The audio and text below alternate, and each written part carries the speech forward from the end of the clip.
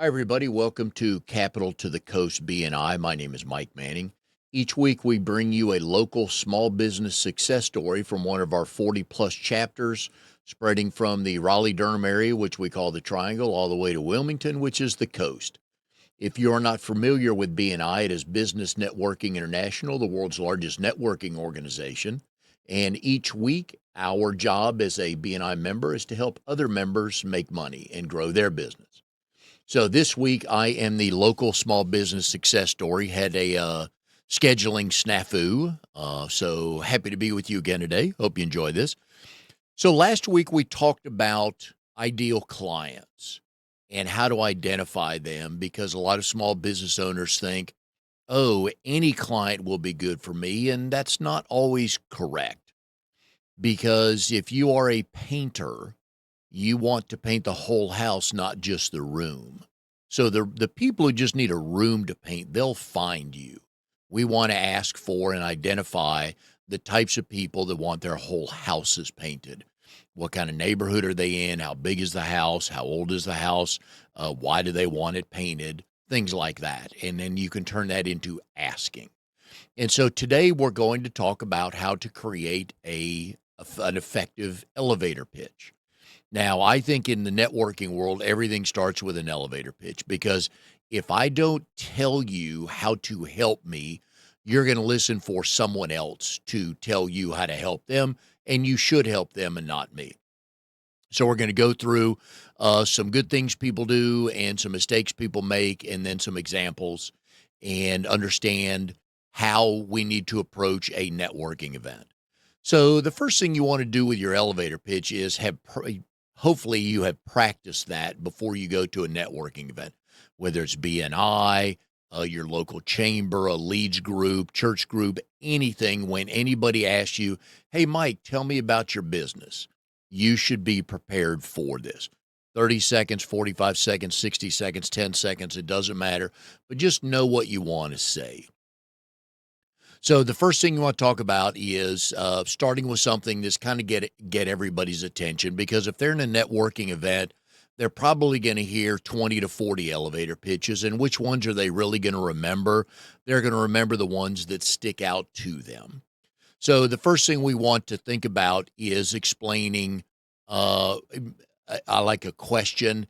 Hey, are you a business owner? Do you struggle to explain your business in 30 seconds? So I'm a business coach, and I've been telling you, I've been rolling out, get ready something, roll out something, and this is it. Get back into business coaching. Haven't done it for a couple of years. Looking forward to getting back in. And I'll be working with service-based small businesses on their elevator pitch and their ideal clients. So I would open with, hey, folks, do you know that most business owners struggle to explain their business in 30 seconds? So that's going to make some people go, oh, okay. Instead of getting up there, hey, I'm Mike. I've been doing this 42 years and I have 5,000 five-star reviews. Probably not going to get everybody's attention. So the next thing we need to do is explain who we want to help. And I would say that I work with service-based small business owners who network and are trying to grow their business through networking. And they want to ask for the right referrals. Now, when I work with a client, we don't just make up things like, oh, I'd really love this. We go back into their books and look at their profitable jobs. So again, we're going back into the books. Let's use the painter, for example. So we're going to go back and look in the painter's books and see that, wow, they did 40 whole house painting jobs in the last 90 days. And they did 25 single room painting jobs in the last 90 days. So we're going to look at the margins. Now, some days you need the single painting job, especially if it's raining outside. You can't paint outside. So you need those jobs inside. But those people will call you because they know you're a painter, right? So you're looking at, I got to keep my people busy. So we're just painting inside today. We've got 4 houses with single rooms to paint. All right. So that's going to keep your folks busy. But the problem is they may be 25 miles apart. And that's going to factor into, is this profitable to drive one person or two people 7 miles, 15 miles to a house to paint one room versus I'm taking a crew of 4 to paint a whole house. It's going to take us 2 days, but we drive to one place and we stop and we work all day. So it's things like that. When you say who you would like to help, you need to be specific in that way. The next thing is the problems that you solve. And that's really, I say this over and over again, that's really why people are calling you, because they have a problem and they need it solved. It could be that they don't have something and they need that, or they have it and it's not working. It could, whatever it is. Uh, you as the consumer, you buy a solution. It comes in the form of a product or a service, but you buy the solution that the product or the service provides you. When I do my BNI training, I have a picture of me and my 2 granddaughters, Maggie, who is 3 years and a month, and Cortland is 2 years and almost 8 months. And I'm holding both of them, and I have the biggest smile on my face because I love my grandkids and I love holding the 2 little ones. Now, I know in about 2 months, they're both going to be 9 years old, and I'm not going to be able to do that anymore. And I know that. So I want to hold them as much as I can. But that's why I have a massage therapist, Lindsay, and a chiropractor, Dr. Ashley. That's why I go to them, so I can do that. Yes, they do help me with pain, all that stuff. I can play with pain. That's not a problem. I've been doing that for years with my back, right? But I go to them so I can hold my 2 granddaughters at the same time and kiss on them and love on them and smile and laugh with them. That's why I go. So you as the consumer, think for a minute, the things you buy regularly, why do you buy that brand? Whatever it is, why do you buy that? So that's what we want to get across to people is the problems you solve and the reason why they need to hire you. So I always, when we talk about value, I always talk about my wife and I. So my wife loves Amazon and she's very good at it, very good at it. She finds something she'd like, might need in a while, but not today. Because she knows in a few weeks, Amazon's going to drop the prices because they do. They need shelf space. They need to move stuff, right? Cut it 30%, 50%. And then she buys it. And then the next morning, she opens the front door and picks it up off the front porch. That's her value. Now, she goes for the prices and the ease, but the value is I don't have to leave the house, and I can look at Amazon's products that anywhere around the world versus going into one store. Whereas I'm one of the few people that will brag about love shopping at Walmart. Now, I go for the prices, but I stay for the scenery because I'm a people person. I'm a people watcher, love airports, love Walmart. So that's the value for me. I enjoy driving to Walmart, getting a shopping cart, and going up and down each aisle, right? So think of you as the consumer. What value are you buying? What problem are you solving with the people you spend your money with? And that's what we're looking for in our elevator pitches is to explain to people, this is what I do for my clients. This is how I help them. And then we need to give a good call to action at the end. So a lot of people say, hey, I want to meet any small business owner. No, you don't. No, you don't. You want to say, hey, I want to meet your friends or your family or your clients that network a lot, but they're not finding success in their networking. So that's you need a hook at a call to action at the end to make people think, oh, that's right. I was talking with my so-and-so the other day, and they said they enjoy networking, but nothing's coming of that. Because our goal is at every networking event, if one person in the room says, hey, Mike, let's talk afterwards, that's a good meeting. You're likely not going to get 20 people going to come up and hire you on the spot. You may get 3 or 4 people say, hey, I may get in touch with you. Great. And you may have one person that says, hey, get your calendar out. Let's set a meeting.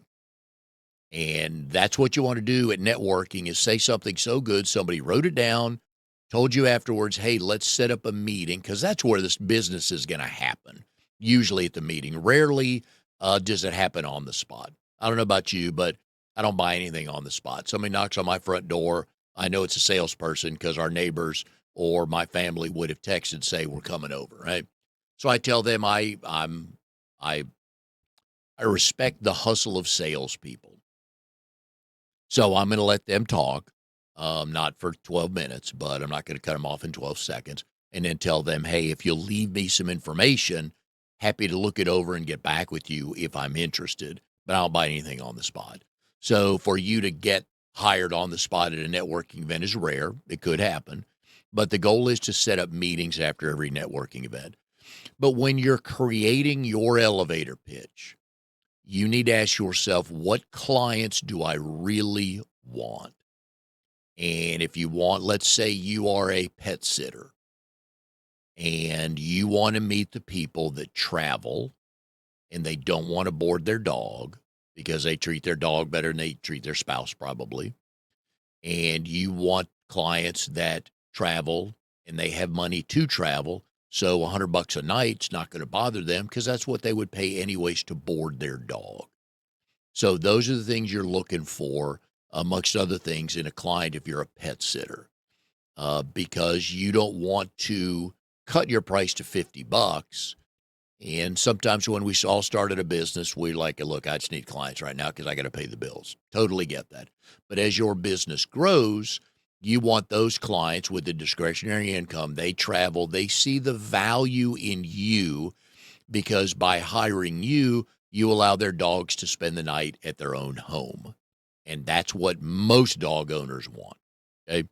So, and also with an elevator pitch, you should have a list of clients that could change your business. Not your next door neighbor, wonderful to have that, but I mean that other business or somebody that would hire you that would just explode your business.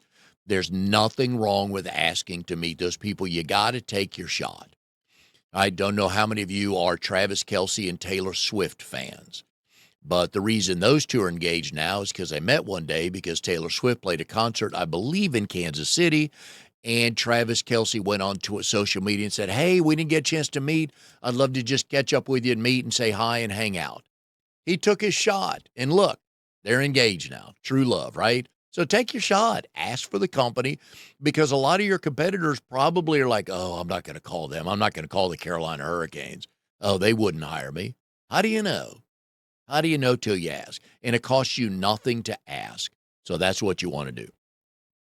If I may ask you, speaking of asking, let me ask you all this. I appreciate all the support and loyalty through the years. Love doing the show every Monday. I have a YouTube channel now called Open Mic Talk, where all of these shows are housed. Would love for you to go on there and hit subscribe. Would love some followers and subscribers and like. But all the shows in the past, you can find them there. So would appreciate you doing that. All right. Here's where business owners get into trouble with their elevator pitches. They're too vague. And I tell people all the time, never use the word anyone or everyone, because if that word's not in your phone, then you would not ever call them. So look in your phone. You don't have to because you know the answer. In your list of contacts, your address book, under the letter A, do you have anyone written down? And under the letter E, do you have everybody written down? And the answer is no, you don't. So don't ask for them. And this is a problem businesses get into because they ask for anyone or everyone. They think they need everyone, which they don't. And they think their business will go under if they don't ask for anyone and everyone. And that's not true either. Now, in my networking time with BNI, I've actually heard people say, I would like to meet anybody you know with skin. I would like to meet anybody you know with blood. I would like to meet anybody you know with a roof.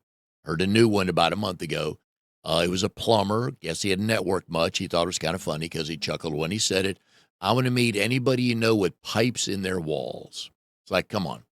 So if I'm sitting in the room, what am I supposed to do with that information?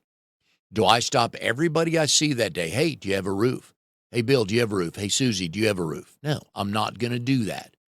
But if you tell me you want to meet homeowners that fit this specific description, I'll help you. But that's the first problem we get into is I want to meet anyone or everyone, and that's not going to fly. And they don't practice their elevator pitch, so they ramble. Most people, to do it right, you don't need 45 seconds to explain your business. You should know exactly what you want to ask for in 30 seconds because we waste time telling, hey, my business started in no longer 19, let's say 2006. And I've lived in the area 20 years before that. And we have this and we have that. Those aren't solutions. Consumers are looking for solutions to something. So that's why we need to ask. I want to meet the people that fit this criteria because I can help them. But we don't ask. And I didn't do it. First 4 or 5 months I was in BNI, I didn't either. I told how great my brother and I had a commercial cleaning company. Told everybody how great it was, and we could clean any office building in the triangle, and that was not true. So talking too long, if you get 45 seconds and you're rambling past the bell that goes off and nobody else was, you ramble to a minute, 15 seconds, you're going to say so many things that nobody's going to remember what you wanted us to remember. So you have to figure out before you start talking, what's the one thing you want people to remember, and then build it backwards from there. All right, so at the end of this elevator pitch, I want everybody to know that I want to meet this person. And then you work backwards from that. We're guilty of using industry jargon or lingo. The ones that have letters and numbers that nobody understands. No. I mean, Amnon is very gifted in the technical world and computers and social media. I'm sure he could dazzle me for 3 minutes with letters I would have no idea what they are, or words I have no idea what they mean. All I know is my computer's not working, right? All I need to know is he fixes computers, right? So if you can't run your business because your computer broke, call me. I can help you. You need to make it that simple. I don't know the different kind of computers. I don't know a RAM, and I know it's an animal, but I don't think it's that's not what Amnon's talking about when he's talking about computers. But we overthink this, and we use the industry lingo, and we use letters and abbreviations and things like that. You just can't do that because most of us don't know that. We don't know what it means, so we don't know how to process it. We just don't. So be very basic, be very specific, and show people how your solutions help their life. And again, people don't ask, they tell. I've been in business 28 years. I've got 1,217 five-star reviews. Nice. It's part of the equation, but it's not a solution. It's not a solution. So, they focus on themselves again instead of the problems they have. I've been doing this. I know these people. I this, I that. It's like, no. You want to ask me for an introduction to my friends, my family, my clients, my inner circle, so you can help them. Not, I sell 28 houses a year. Okay, good for you. And I'm very happy. That's a good living. But that's not a solution for my friend. My friend may have an older house. My friend may be upside down in a house. My friend's house has this or that. So I don't know, with you selling 28 houses, they may have been brand new houses to people. I don't know. Or easy houses to sell. I don't know. So we need to ask for the people we want to be introduced to. You don't want to, again, anyone or everyone. Now that I've told you, please don't use that because we don't know what to do with it. One of my favorite points in training that I do of things not to say is I call them low-hanging fruit lines. I treat my clients like family. And if I don't know you, I don't know what that means. So some people think it's a humble brag. I think it's a weird flex because I don't know what it means. If you're in a room with nobody knows you, I'm not going to hire you because you said that. So my question that back to them is, so when you say you treat your clients like family, are you talking about Modern Family, the Kardashians, the Cosbys, the Waltons? What family you're about to treat me like? And many people have an Uncle Billy who is never invited to family Thanksgiving meals because he's Uncle Billy. Nobody wants him around. And you're just told me you're going to treat me like him. No, thanks. No, thanks. Now, when you back it up with a story that you are open 9 to 5, Monday through Friday, but your clients always have your phone number. And over the weekend, I got a call at 6 a.m. Saturday morning. I like Amnon. I'm sure if one of his clients calls at 6 a.m. in the morning, he's going to get up and solve the problem. Right? That's treating your clients like family. But just saying it at a networking event with no context, it doesn't mean anything to anybody.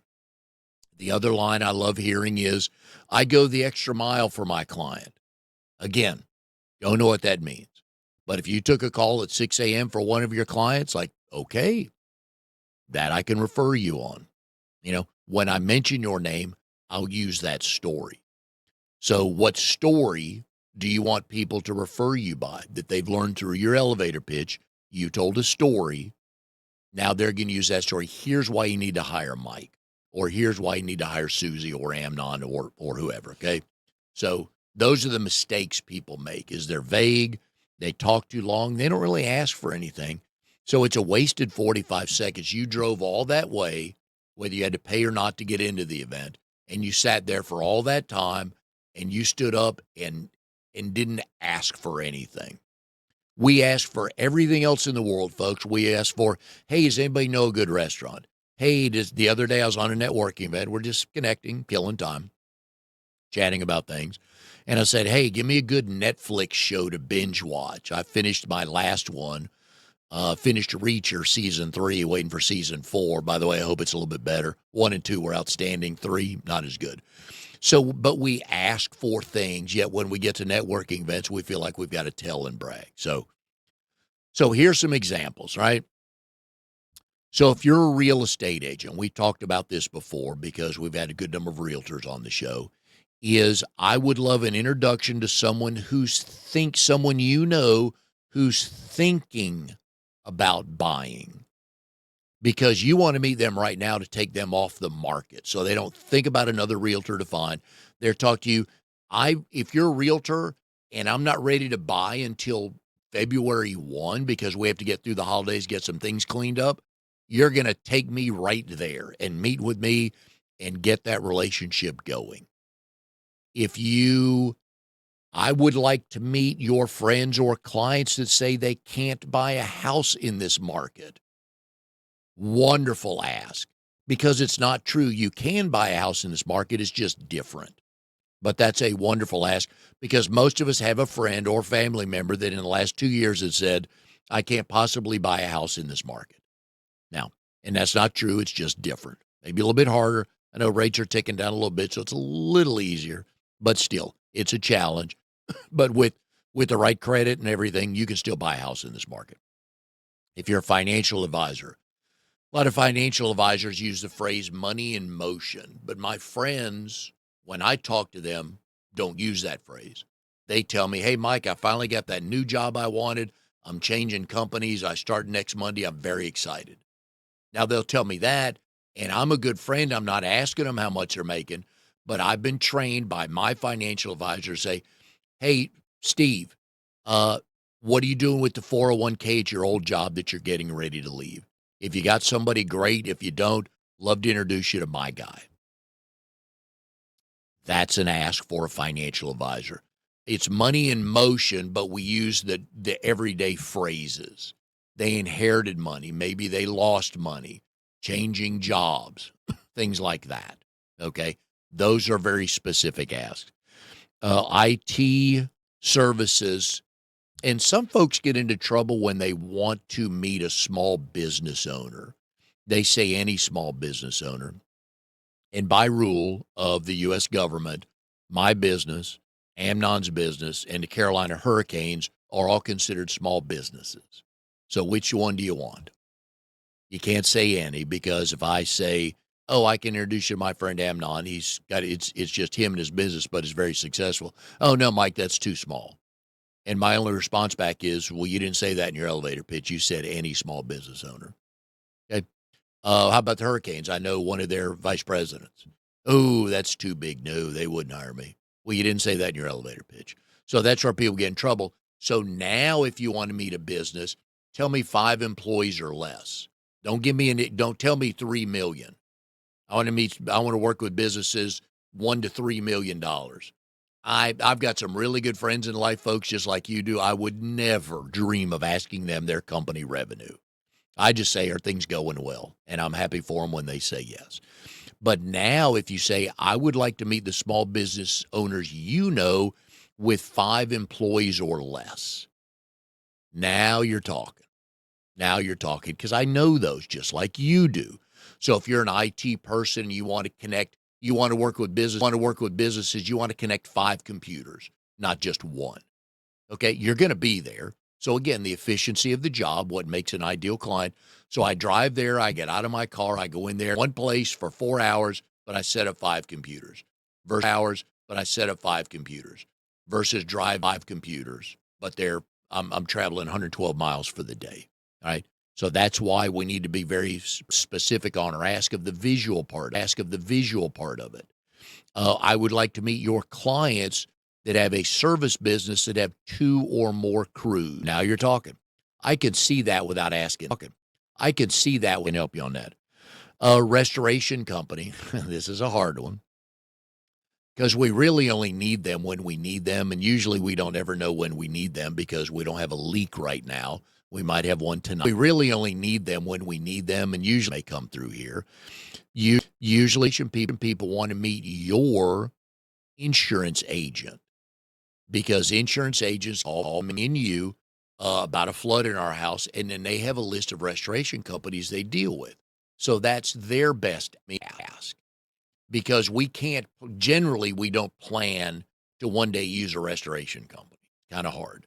But so their good ask, if you have a restoration company, is, I want to meet your insurance agent. So to build a relationship with them, to let them know, hey, if they have a problem, one of their clients has a problem, give me a call. And a business coach like me.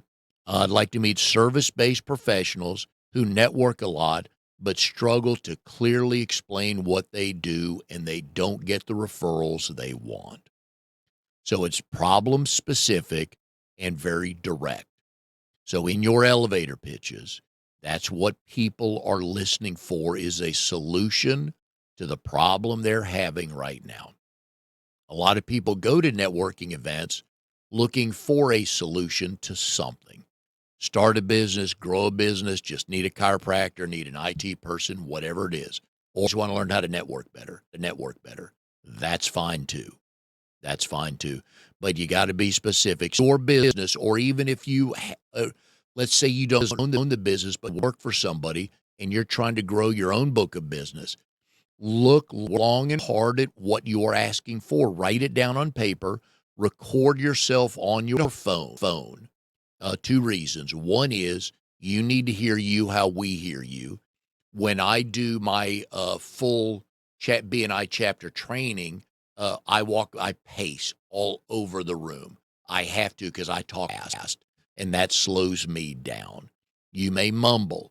You may, well, because you didn't practice and you're looking around and trying to find the words and everything, okay?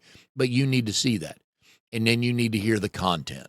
You need to hear what you just said. It's like, ooh, I like that. A little clunky. Let me rewrite it.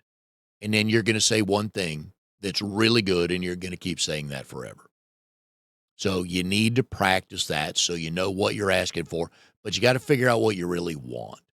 If you want entire houses, that's your ask in a networking event. Now, when you're meeting with me over a cup of coffee, you can tell me, hey, Mike, we just so you know, we do single rooms and decks.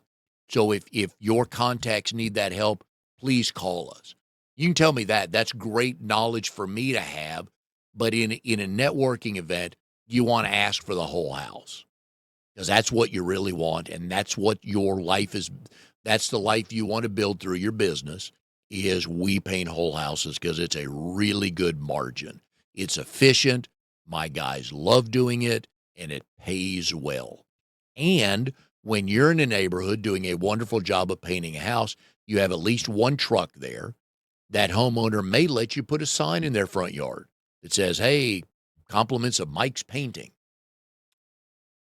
Again, efficient. So now all their friends, hopefully in those high-end neighborhoods, are driving by there. It's like, oh, yeah, we need to paint our house. Oh, good. Bill and Susie like Mike's Painting. Okay, great. If it's good enough for them, good enough for me. I'm going to call Mike's Painting.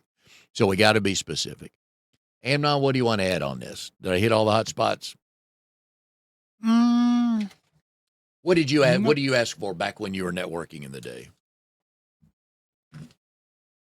Or specific. Yeah.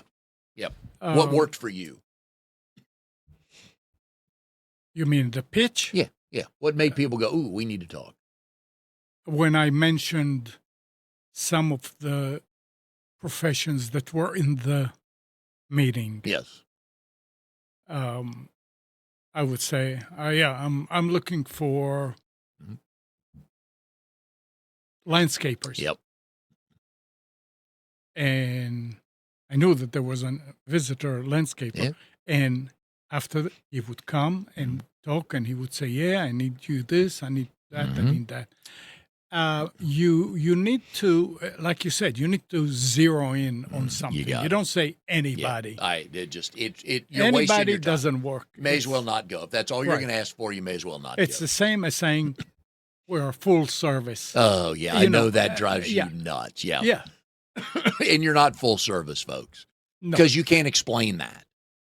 What is that? When you say your business is full service, give me an example of a business that is full service. So we drive you to the airport. That's not full service because you didn't get me on your plane to fly me privately to wherever I'm going. Right. So full service, those are those phrases that it can be very embarrassing because if the customer or potential customer say, what does that mean? Yep. You're not ready for it. And that's embarrassing. Yeah. I would stay with family-owned, locally owned, 24/7, things like that. Because full service, I don't need full service. I just need you to come out when I call you. So if you say, hey, we're an HVAC company, but we're only open 9 to 5, I wouldn't do that. That's not good business. But yeah, stay away from full service. I forgot. Absolutely. Yeah. And because you're not. You can't explain it. What is full service to an IT person, to a pet sitter, to a painting company, to a grocery store? What does full service mean? Do they shop for us? Okay. But I've sent you the order, right? Yeah. And do you bring it to me? Maybe yes, maybe no. So, but yeah, stay away from that. That's a good point. And I know, Amnon, back in the day, you also asked for people that needed to protect their information. Right. Which a lot of people, and so here's another thing, folks. One of my favorite networking people is, I go back to Uncle Billy. Oh, no, Amnon, I appreciate you asking, but my Uncle Billy does that. Oh, really, Mike? How long has your Uncle Billy been doing this? Oh, he didn't really do that. He loves computers. Now, Uncle Billy sets up computers. He doesn't get a ding at 1 a.m. that you're getting hacked. Amnon does. Uncle Billy does not. Right. Even though I don't do backups for your computer, but I can tell you what steps to take, where to go for that. Yeah. But it's important. So I'm giving you a piece of information. I'm not making money there. I'm not going to make money from that. But I'm giving you good advice that you can take somewhere, and then you remember me. Just, I'm glad Amnon told me to do this because now I need to restore something. Yep. Yeah. Yep. And passwords, and we all have 1, 2, 3, 4, 5 and stuff like that. So it comes down to what problem do you solve for somebody, or how can you finally get them started? I've got a friend of mine that helps people write books. Now, you would think, well, that's not really a problem to solve. Well, that's a wish list. We all got a wish list. I want to go skiing. I want to write a book. I want to run a triathlon. I want to, whatever. It doesn't matter. But if you're that person that helps people do that, you're good, because that's a solution to something they've been wanting to do. So you can break it down. I help people that have always been wanting to do this, or I help people that want to get back to doing this. I go to my chiropractor. So if you doctors, all that, oh, I can't walk the neighborhood anymore. Well, I know somebody that can help you get back to doing that. So that's what you want to do. So elevator pitch, folks, I'm telling you, everything starts there. So if you network, you need to practice this and figure out what you're really asking for, record yourself, and then send it to somebody you trust, not with any guideline whatsoever. Just say, Amnon, take a look at this. Let me know what you think. I'm not going to guide him one way or the other, whether it's good, bad, or indifferent. Listen for my inflection. I'm not going to tell him anything. But I trust him. I send it to him, but I got to take his advice. So find somebody that you trust. My brother, I send him anything because he tells me he's the only person I know that tells me the cold hard truth no matter what I ask him. And I love it. I love it. So send that to somebody, but you got to practice this. And if you know someone that is growing a book of business or owns a business, I would love to meet them and help them with this, because this is what I do. This is my wheelhouse. So again, my ask to you today is if you'll go to YouTube and type in one word, Open Mic Talk, OpenMikeTalk, and like and subscribe to my YouTube channel where all these interviews are, and you can go back and look at any of them whenever you want to. That would help me a bunch. And I thank you for joining me today on this. But elevator pitches, folks, if you got a book of business, you need a good elevator pitch to grow the book of business, to get to the lifestyle you want to live. So that's what we're here for, and we'll see you next time on Capital to the Coast, BNI.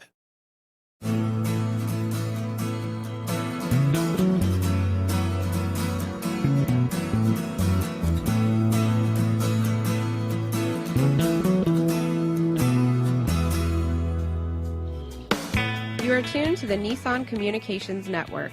If you tuned in too late, you can always watch each program in its entirety or download an MP3 audio file of it in the archives section at nissancommunications.com. Don't forget to subscribe to our YouTube channel, follow us on Twitter, and like us on Facebook. Sponsored by StreamingGear.com and DeltaForce.net.